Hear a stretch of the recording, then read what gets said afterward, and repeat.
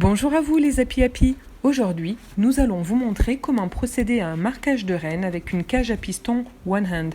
Le marquage de reine est quelque chose de très important pour vous éviter des déboires dans votre activité d'apiculture. Nous allons faire ce marquage en deux temps, d'abord sur un faux bourdon pour se faire la main et ensuite sur la reine. Nous utilisons un marqueur Posca. Nous faisons quelques essais sur le toit d'une ruche pour s'assurer qu'il ne fait pas de gros tas de peinture qui pourraient être préjudiciables pour la reine. Nous allons maintenant choisir un faux bourdon que nous capturerons avec la cage à piston one hand. Tiens mon coco, hop, ce sera toi. Voilà, on positionne la cage à piston dessus. On baisse la petite coulisse latérale pour enfermer le faux bourdon. On repose tranquillement notre cadre. Le faux bourdon est à l'intérieur et nous allons maintenant remonter le piston jusqu'à coincer le faux bourdon contre la grille supérieure. Une fois qu'il est bien positionné, son abdomen, son thorax bien visible, on fait un point sur le thorax, c'est-à-dire sur la partie centrale de l'abeille, la partie la plus dure. On ne relâche jamais notre faux bourdon, enfin pour de vrai notre reine, tout de suite, pour éviter qu'elle ne se fasse nettoyer par les abeilles ouvrières, ce qui vous contraindrait de refaire l'opération, ce qui n'est pas le but. Ensuite, on relâche notre faux bourdon en ouvrant tout simplement la coulisse latérale. Allez, sors petit. Et voilà, il a pris son envol. Maintenant qu'on a fait un coup d'essai, c'est parti pour le marquage de la reine. Bon, vous constaterez que notre cage à piston n'en est pas à son premier usage. C'est tellement pratique. Revenons-en à notre reine. On la cherche en principe au début sur les cadres centraux, qui est généralement là où elle se promène pour pondre son couvain. Premier cadre, mauvaise pioche. Deuxième cadre, si vous la voyez, vous nous faites signe. Nous sommes donc à la recherche d'une abeille un petit peu plus longue que les autres, à l'abdomen plus étiré, et qui a un comportement différent. Elle a tendance à se faufiler, à se dandiner, elle fuit la lumière, elle aime beaucoup passer par les côtés pour aller dessus, dessous et inversement. Jamais 203. Ayons l'œil.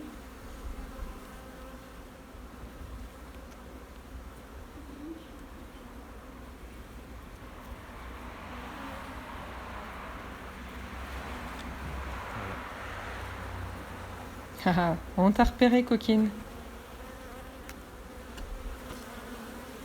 Vous la voyez? Et voilà, elle se refaufile de l'autre côté.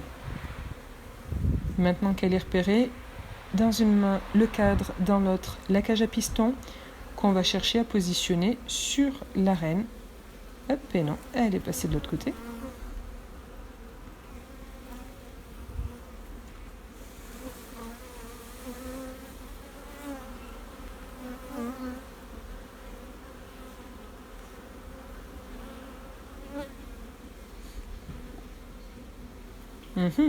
Ce coup-ci.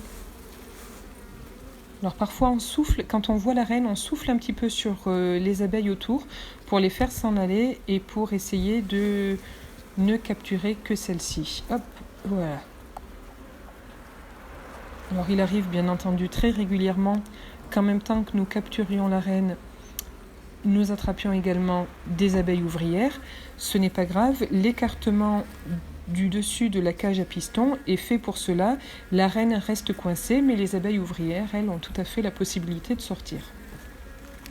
Nous avons reposé le cadre, on reteste un petit peu notre Posca pour s'assurer qu'il ne fait pas de gros tas de peinture. On remonte délicatement le piston. Hop, voilà, notre reine est coincée. On vise donc le thorax, un petit point. Et vous vous rappelez, on ne la libère pas tout de suite, on laisse sécher la peinture pour être sûr qu'elle ne soit pas nettoyée par les abeilles ouvrières à l'intérieur de la ruche. On calme un petit peu les copines en attendant.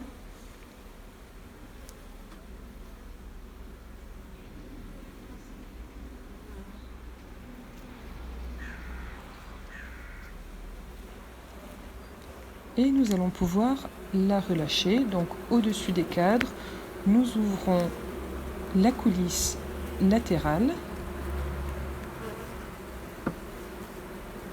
jusqu'à ce que madame se donne la peine de bien vouloir sortir. Et voilà. Rentre dedans. Et c'est parti.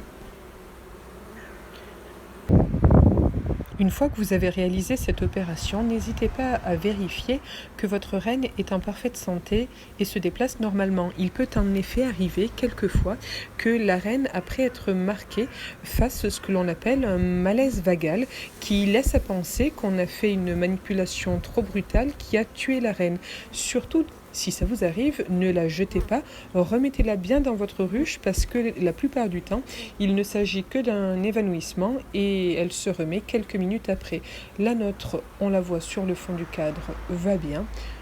La vérification est faite, on va donc pouvoir refermer notre ruche. On la referme avec un couvre-cadre troué sur lequel nous avons disposé un nourrisseur carré Loro dans lequel nous allons mettre un petit peu de sirop histoire d'aider la reine à se remettre de ses émotions et pour encourager sa ponte.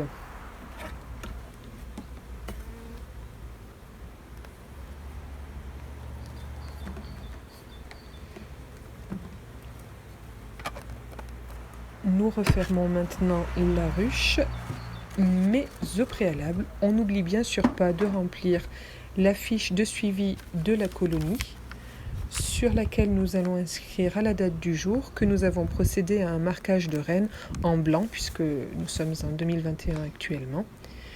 Si cette fiche de suivi vous intéresse, sachez qu'elle est disponible en téléchargement sur notre site internet www.labelleruche.fr. Nous espérons que cette vidéo vous aura été utile et que vous n'hésiterez plus désormais à marquer vos reines. À très bientôt.